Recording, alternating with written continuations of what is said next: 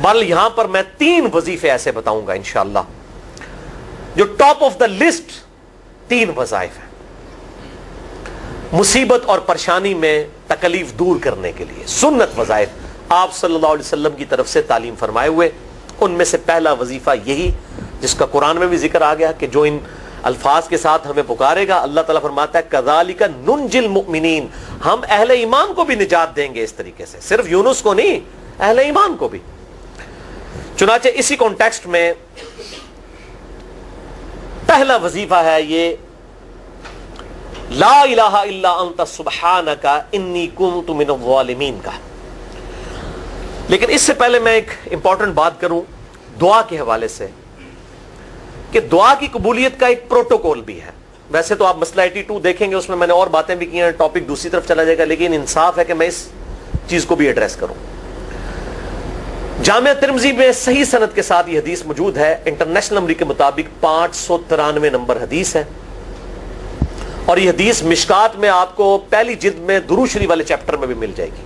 اور مشکات کو میں نے ڈکلیئر کیا ہے مشکات از دا انسائکلوپیڈیا آف حدیث، یعنی آپ کو جتنی حدیثیں سکیٹرڈ فارم میں ملیں گی کتب ستہ اور اس سے بھی باہر 13 کتابوں میں، مشکات میں آپ کو مل جائیں گی. میں نے اسی لیے مشکات پہ پورا لیکچر ریکارڈ کروا دیا ہے، مسئلہ نمبر 111B کے عنوان سے مشکات المصابیح کا مکمل تعارف، وہ ضرور دیکھیں. یعنی مشکات 3 جلدوں میں آپ لے لیں تو انسائکلوپیڈیا آف حدیث آپ کے پاس آ گیا. 6294 احادیث ہیں، اور اس میں چونکہ احادیث کی تکرار نہیں ہے تو کتب ستہ اس کے علاوہ بھی 12-13 کتابیں جو ہیں اس میں کور ہیں، اس میں بھی حدیث موجود ہے. جامعہ ترمذی میں انٹرنیشنل نمبر کے مطابق 593 نمبر. سیدنا عبداللہ ابن مسعود رضی اللہ تعالیٰ عنہ کہتے ہیں کہ ایک دفعہ میں آپ صلی اللہ علیہ وسلم کی موجودگی میں نماز پڑھ رہا تھا، اور سیدنا ابو بکر اور عمر رضی اللہ تعالی عنہما وعلیہم السلام وہ بھی وہاں پہ موجود تھے. میں نماز کے جب یعنی کہ تشہد میں بیٹھا، میں نے اللہ کی حمد کی، التحیات للہ والصلوات والطیبات، اس کے بعد درود پڑھا، اور اس کے بعد میں نے دعا مانگنا شروع کی تو آپ صلی اللہ علیہ وسلم نے ارشاد فرمایا سل تعطا سل تعطا، مانگ تجھے دیا جائے گا، مانگ تجھے دیا جائے گا. یعنی جو درود شریف اور ذکر کے ذریعے متوجہ ہوتا ہے اللہ تعالیٰ اس کی دعا قبول کرتا ہے. اور پھر ابن مسعود ادھر ہی روایت کرتے ہیں، ساتھ ہی جامعہ ترمذی میں دوسری حدیث ہے صحیح سند کے ساتھ کہ ایک شخص آیا، اس نے جو ہے وہ نماز کے دوران حمد و درود کے بغیر ڈائریکٹ اللہ سے مانگنا شروع کر دیا. تو جب وہ فارغ ہوا آپ صلی اللہ علیہ وسلم نے اسے بلا کر کہا کہ سائل تو نے مانگنے میں جلدی کی، تجھے چاہیے کہ جب دعا مانگنے لگے پہلے اللہ کی حمد بیان کر، پھر مجھ پر درود پڑھ، اور پھر اللہ کی طرف متوجہ ہو. اور اس حدیث میں آتا ہے کہ ایک اور شخص آیا، یعنی ابن مسعود وہ خود تھے، اور اس نے اللہ کی حمد اور درود کے ذریعے دعا مانگی تو آپ صلی اللہ علیہ وسلم فرمایا سل تعطا، مانگ تجھے دیا جائے گا، مانگ تجھے دیا جائے گا. درود شریف پہ میں الگ سے بھی لیکچر دے چکا ہوں، مسئلہ نمبر 56 کے عنوان سے 2 گھنٹے کی گفتگو ہے. درود شریف کے صحیح فضائل اور صحیح احکام و مسائل بڑی ڈیٹیل کے ساتھ ہر اینگل سے درود شریف کے حوالے سے آپ کو وہ سمجھ لیں کہ انسائکلوپیڈیا ہے وہ لیکچر، مسئلہ نمبر 56 اہل سنت پاک.com پہ.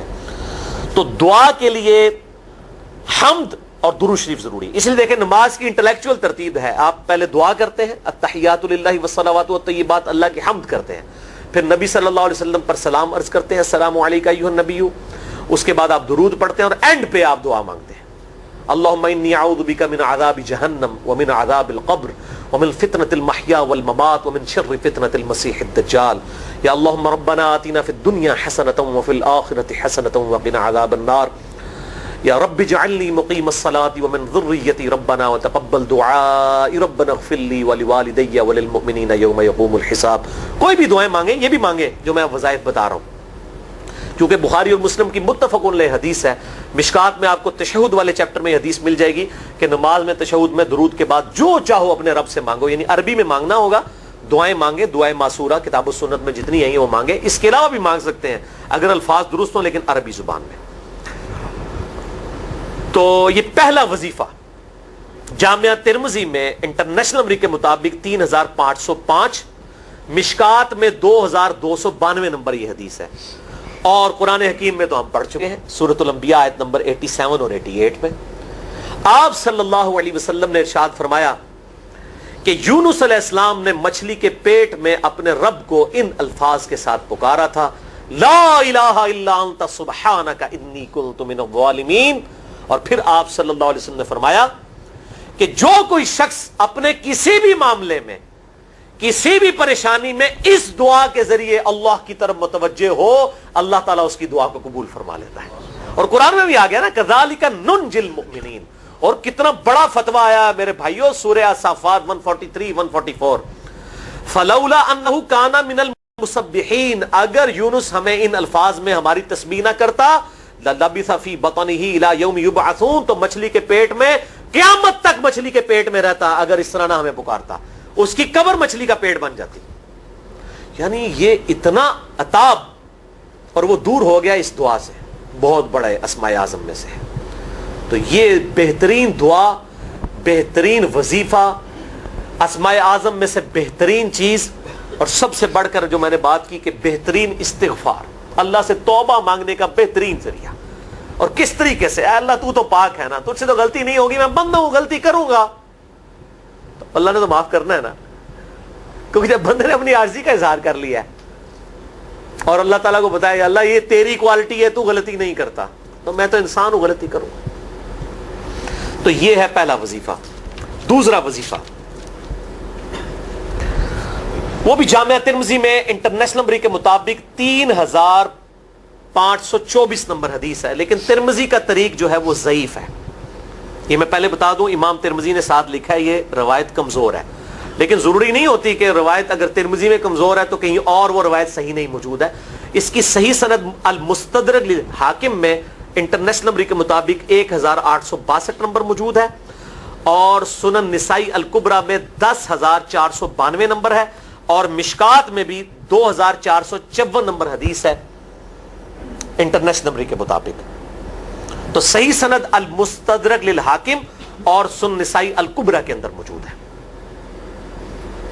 اور وہ وظیفہ ہے انس ابن مالک کہتے ہیں اور سعد ابن ابی وقاص کہتے ہیں رضی اللہ تعالی عنہما وعلیہم السلام, کہ آپ صلی اللہ علیہ وسلم کو جب کبھی کوئی تکلیف یا پریشانی پہنچتی تو آپ صلی اللہ علیہ وآلہ وسلم ہمیشہ ان الفاظ میں اپنے رب کو پکارا کرتے ہیں, یا حی یا قیوم برحمتک استغیث, اے خود سے زندہ ہر چیز کو تھامنے والے, میں تیری رحمت کے ساتھ تیری مدد کا سوال کرتا ہوں.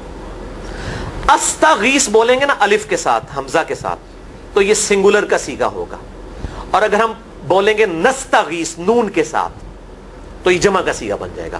یہ میں اس لیے بتا رہا ہوں, لوگ پوچھ رہے ہوتے ہیں جی بعض جگہ لکھا ہوتا ہے جناب نستغیث, بعض جگہ لکھا ہوتا ہے استغیث, کیا کریے, وہ نستغیث جمع کا صیغہ بنا لیا جاتا ہے. جیسے دعا ہے سنن ابی داؤد میں اللہم اجرنی من النار, لیکن اگر جمع کا صیغہ بنائیں گے تو اللہم اجرنا من النار ہو جائے گا. اس طریقے سے دعائے قنوت کے الفاظ ہیں اللہم اہدنی فی من ہدیت, تو جمع کا صیغہ ہوگا اللہم اہدنا فی من ہدیت. یہاں پر بھی ہے یا حی یا قیوم برحمتک استغیث سنگولر کا صیغہ, اور نستغیث پلورل کا صیغہ, جمع کا صیغہ. کتنی بہترین دعا ہے, اے خود سے زندہ ہر چیز کو تھامنے والے, میں تیری رحمت کے ساتھ تیری مدد کا سوال کرتا ہوں. تو یہ بھی اسماء اعظم میں سے ہے. سنن نسائی الکبریٰ کے اندر صحیح سند کے ساتھ 10492 اور المستدرک للحاکم میں 1862 نمبر. اب یہاں پہ میں ایک ضمناً بات بتا دوں سنن نسائی الکبریٰ کے بارے میں, چونکہ اکثر لوگ پوچھتے ہیں. میرے بھائیوں, ایک سنن نسائی وہ ہے جو کتب ستہ میں ہم پڑھتے ہیں, اس میں یہ کتاب لکھی ہے امام احمد بن شعیب نسائی رحمہ اللہ تعالی المتوفی 303 ہجری. کتب ستہ میں یہ ویسے 5ویں نمبر پہ گنی جاتی ہے, لیکن بخاری اور مسلم کے بعد دنیا میں سب سے صحیح ترین کتاب سنن نسائی ہے. سب سے کم ضعیف حدیثیں اس کے اندر ہیں. بخاری مسلم کے بعد تیسرا نمبر اس کتاب کا ہے. دنیا کی کوئی حدیث کی کتاب بخاری مسلم کے بعد صحیح نہیں ہے جتنی سنن نسائی ہے.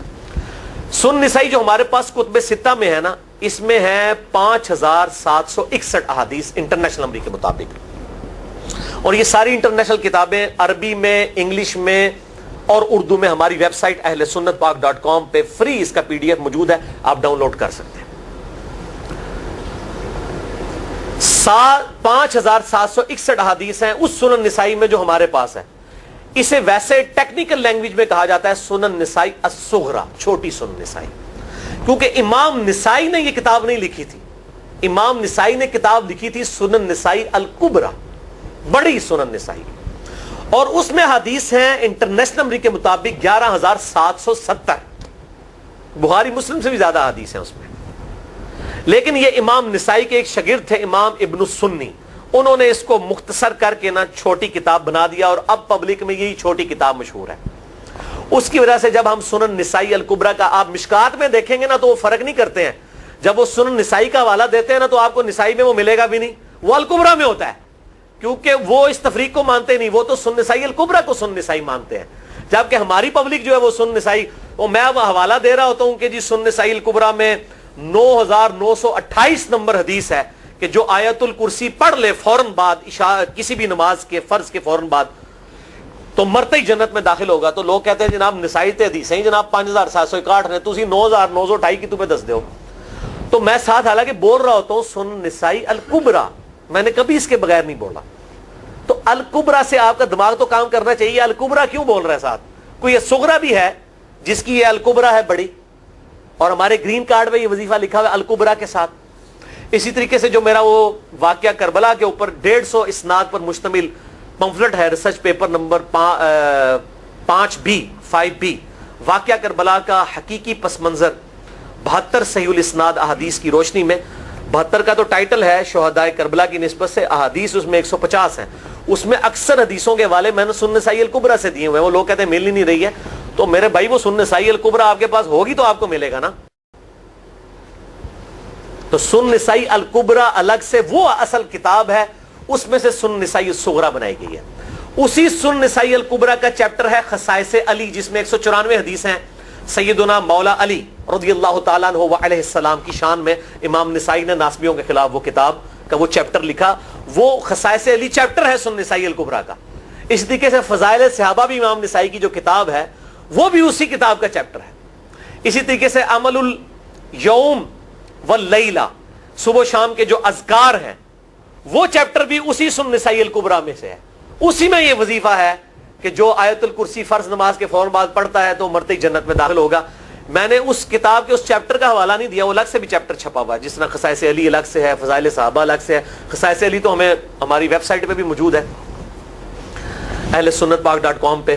فضائل صحابہ بھی اردو ترجمے اور تحکیم کے ساتھ چھپ چکی ہے. اور یہ عمل الیوم واللیلہ، دن رات کے جو اذکار ہیں، یہ بھی الگ سے عربی میں چھپی ہوئی ہے. تو میں اس کا حوالہ نہیں دیتا، میں سنن نسائی الکبریٰ کا کہتا ہوں 9,928 آیت الکرسی کا وظیفہ. تو یہ سنن نسائی الکبریٰ کا میں نے حوالہ دیا ہے، یا حی یا قیوم برحمتک استغیث 10,492 صحیح طریقہ ہے. بعض اوقات کسی ایک کتاب میں ضعیف، ترمذی کا اس کا طریق جو ہے وہ ضعیف ہے، سنن نسائی الکبریٰ اور المستدرک للحاکم کا طریق جو ہے وہ بالکل صحیح ہے. جس طریقے سے سنن ابی داؤد اور سنن ابن ماجہ میں کتاب النکاح چیپٹر میں حدیث ہے، اگر میں سجدہ جائز سمجھتا تو بیویوں کو کہتا کہ اپنے خامدوں کو سجدہ کریں اس حق کے سبب جو اللہ نے ان کو دیا ہے. تو ابو داؤد اور ابن ماجہ کی روایت ضعیف ہے، اس میں شریک القاضی مدلس ہیں اور ان سے روایت کر رہے ہیں، اور مدلس کی ان والی روایت سما کی تصریح کے بغیر ضعیف ہوتی ہے. لیکن ہم اس حدیث کو صحیح کہتے ہیں کیونکہ اس سما کی تصریح سنن البہیقی کے اندر موجود ہے الکبریٰ میں. تو ہم پھر اس کی بنیاد پہ کہتے ہیں چونکہ وہاں پر صحیح، لہذا اس کو ہم کہتے ہیں شواہد کی بنیاد پہ صحیح. یہ میں آپ کو ٹیکنیکل چیزیں بتا رہا ہوں، یہ وہ چیزیں جو آپ کے کئی وہ جو بڑے بڑے علماء پڑھ کے فارغ ہوتے ہیں ان کو بھی یہ باتیں نہیں پتہ ہوتی ہیں. وہ کہتے ہیں جناب آپ کی تو پڑھے ہو، اور میں کہنا پائی میرے آئنسٹائن تے نیوٹن کو کسی مدرسے تو پڑھنے کی ضرورت نہیں ہوتی. نیوٹن 8ویں کلاس ہی نسیا ہوا ہے، آج نیوٹن ہوتے PhD ہوتی فزکس تھی. مجھے غامدی صاحب کا جملہ یاد آیا، ان سے کسی نے پوچھا کہ یہ جو روایتی علماء ہیں اور مولانا مودودی آپ ان کو کیسے دیکھتے ہیں؟ ان کا روایتی علماء جو ہیں یہ تو مدرسوں کے اسٹوڈنٹس اور فاروق تحصیل ڈگری ہولڈر ہیں، اور مودودی صاحب جو ہیں ان کی مثال تو آئنسٹائن اور نیوٹن والی ہے، ان کے اوپر PhDs ہوتی ہیں. یہ گاڈ گفٹڈ صلاحیتیں ہوتی ہیں. ان مدرسوں کی آؤٹ پٹ مودودی صاحب اور ڈاکٹر اسرار، ڈاکٹر ذاکر نائک اور احمد دیدار صاحب تو نہیں ہو سکتے. یہ گاڈ گفٹڈ صلاحیتیں ہوتی ہیں. تو میں اس لیے ساتھ ساتھ کلیئر کر رہا ہوں تاکہ یہ جو ایمبیگوٹیز آتی ہیں اس حوالے سے وہ کلیئر ہو جائے. بہرحال یہ دوسرا وظیفہ ہو گیا. اب تیسرا وظیفہ جو ہے کمال وظیفہ، صحیح بخاری میں موجود ہے، انٹرنیشنل نمبر کے مطابق 4,563 نمبر. ابن عباس رضی اللہ تعالی عنہما کہتے ہیں وعلیہم السلام، وہ کہتے ہیں کہ سیدنا ابراہیم علیہ السلام کو جب آگ میں پھینک رہے تھے نا تو ابراہیم علیہ السلام نے اس وقت کہا تھا حسبنا اللہ و نعم الوکیل، ہم نے اللہ ہی پر بھروسہ کیا اور وہی بہتر کارساز ہے. اور تمہارے نبی صلی اللہ علیہ وسلم کو بھی جب مصیبت اور پریشانی آتی تھی وہ بھی پڑھا کرتے تھے حسبنا اللہ و نعم الوکیل، ہم نے اللہ ہی پر بھروسہ کیا اور وہی بہتر کارساز ہے. اس کے اندر وہ شعر جو بنا دیا نا نعم المولا و نعم النصیر، ویسے الگ سے آیت ہے، الگ سے آیت ہے، لیکن یہ شعر نہیں بنانا، بس اتنا ہی وظیفہ ہے حسبنا اللہ و نعم الوکیل. اور یہ جو انہوں نے کہا کہ نبی صلی اللہ علیہ وسلم بھی یہ کہتے تھے، اس کا ذکر الحمدللہ قرآن میں بھی موجود ہے، اس سے بھی بڑھ کر سورہ آل عمران کی 173 نمبر آیت میں ہے کہ جب نبی صلی اللہ علیہ وسلم اور اہل ایمان کو یہ خبر پہنچی کہ کافر ان کے خلاف سازشیں کر رہے ہیں، تو نبی اور اہل ایمان نے پکارا حسبنا اللہ و نعم الوکیل. تو حسبنا اللہ و نعم الوکیل قرآن کی آیت بھی ہے، اور یہ ہے وہ آیت، وظیفہ قرآن میں آیا ہوا ہے، یہ آل عمران 173 اور صحیح بخاری 4563. اور مجھے بڑا وجد آیا کہ ابراہیم علیہ السلام کو جب آگ میں پھینکنے لگے تھے انہوں نے اس وقت اللہ کو ان الفاظ کے ساتھ پکارا حسبنا اللہ و نعم الوکیل. اچھا یہ جتنے بھی وظیفے ہیں نا میرے بھائیوں، ان کا فائدہ اسی وقت ہے جب آپ کو ترجمہ بھی ان کا آتا ہوگا، ورنہ آپ روزانہ جتنی مرضی تسبیح کھینچتے رہے کوئی فرق نہیں پڑے گا. اس لیے میرا ایک پرسنل مشورہ ہے کہ جب بھی یہ وظیفے پڑھے نا آپ، اردو ترجمہ بے شک آتا بھی ہو رہا ہے، ایک دفعہ اپنی زبان میں اس کو ریپیٹ کریں. یعنی آپ پڑھیں حسبنا اللہ و نعم الوکیل، میں نے اللہ ہی پر بھروسہ کیا اور وہی بہتر کارساز ہے. آپ دیکھیں یہ صوت القرآن چینل میں جب وہ عربی چل رہی ہوتی ہے، جیسے ہی وہ مراج الدین خان کا ترجمہ شروع ہوتا ہے نا، کیسے کب کبھی تاری ہو جاتی ہے، کیونکہ ہماری زبان میں بات ہو رہی ہوتی ہے نا. ابھی تو نہیں قیام اللیل میں رو رہے ہوتے، ان کی زبان میں بات ہو رہی ہوتی ہے، اپنی زبان کا اثر ہوتا ہے. اسی طریقے سے آپ لا الہ الا انت سبحانک انی کنت من الظالمین، یا حسبنا اللہ و نعم الوکیل، یا حی یا قیوم برحمتک استغیث، جو بھی وظیفے پڑھیں نا، ایک دفعہ ان وظیفوں کو جب آپ الگ سے دعا مانگ رہے ہوں اس وقت اس کو آپ اپنی زبان میں بھی دہرائیں. اور اس کے لیے کوئی تسبیح نہیں کھینچنے کی ضرورت کہ آپ نے اتنے 100 دفعہ پڑھنا ہے. تسبیح تو ویسے ٹھیک ہے، وہ آپ استعمال کر سکتے ہیں، لیکن آپ چلتے پھرتے اٹھتے بیٹھتے ہر وقت جس حالت میں بھی، اور صحیح مسلم میں حدیث ہے کہ یہ جو وظائف ہیں ان کے لیے تو کوئی وضو بھی کیا غسل بھی پروٹوکول نہیں ہے. اب عائشہ کہتی ہیں نبی صلی اللہ علیہ وسلم حالت جنابت میں بھی اللہ کو یاد کر لیا کرتے تھے. صحیح مسلم میں حدیث موجود ہے، جنابت والے چیپٹر میں ہر حال میں اللہ کو یاد کرتے تھے. اور جو قرآن میں بھی دعائیں یا اذکار آئی ہیں نا، جب آپ حالت جنابت میں بھی اس کو کریں گے نا تو اس پہ قرآن کا حکم نہیں لگے گا. تو جامعہ ترمذی اور ابو داؤد میں جو حدیث ہے کہ حضرت علی کہتے ہیں نبی صلی اللہ علیہ وسلم کو حالت جنابت کے علاوہ کوئی اور حالت قرآن پڑھنے سے مانے نہیں ہوتی تھی، تو اس سے مراد قرآن کی تلاوت ہے. اگر قرآن کی دعائیں جیسے ہیں بسم اللہ الرحمن الرحیم، یہ بھی تو قرآن ہے، سبحان اللہ بھی تو قرآن ہے، الحمدللہ بھی تو، یہ اذکار جو ہے نا جب آپ اذکار کی نیت سے پڑھ رہے ہوں گے پھر یہ قرآن نہیں شمار ہوں گے، ذکر شمار ہوں گے. اور اس کے لیے نہ وضو پروٹوکول ہے اور نہ غسل کا ہونا ضروری ہے، ہر حال میں اللہ کو یاد کریں. اور یونس علیہ السلام نے کتنے یاد کیتا ہے؟ پھر الظلمات، مچھلی کے پیٹ میں، جہاں نہ کوئی اگربتی تھی اور تعفن پھیلا ہوا تھا اور اندھیرا ہی اندھیرا تھا، یہاں پہ وہ جناب کس طرح وہ روشن کرتے ہیں، پھر 1.25 لاکھ دفعہ پڑھواتے ہیں. یعنی میں بتا رہا ہوں آدھا سچ بڑا خطرناک ہوتا ہے. یعنی آیت کریمہ کی اصلیت تو موجود ہے کتاب و سنت میں، لیکن آدھا جو سچ جھوٹ ساتھ ملا لیا نا اس کی وجہ سے سارا بیڑا غرق کر دیا ہوا. اور بجائے یہ کہ لوگوں کو یہ وظیفہ بتایا جائے کہ اٹھتے بیٹھتے چلتے پھرتے اللہ کو ان الفاظ میں یاد کریں، اس کو انہوں نے کوئی اور ہی رنگ دے دیا ہوا ہے اور اس نے 1.25 لاکھ دفعہ ختم اور پتہ نہیں کیا کچھ بنا دیا ہوا ہے. تو یہ 3 وظائف تھے بڑے اہم اس حوالے سے، اور میں نے اس کو ضروری سمجھا کہ میں یہ ضرور بتا دوں تاکہ لوگ اس پہ ایجوکیٹ ہوں، ان وظائف کو کریں. اور مسئلہ نمبر 82 میرا الگ سے میرے بھائیوں ریکارڈ ہے. مسئلہ نمبر 82 اسماء اعظم اور دعا کی قبولیت سے متعلق جتنی بھی چیزیں ہیں میں نے اس میں بڑی ڈیٹیل کے ساتھ الحمدللہ کئی اور وظائف بھی بتائے ہیں، لیکن اب وہ اتنے وظائف کوئی جمع کرنے کی ضرورت نہیں ہے. موٹے موٹے 3 وظیفے جو بتا دیے انہی کو اگر کوئی لے لے اپنی دعاؤں میں انہی وظائف کو کرے تو اللہ تبارک و تعالی ہر معاملے میں جو ہے وہ انشاءاللہ تعالی کفایت فرمانے والا ہے.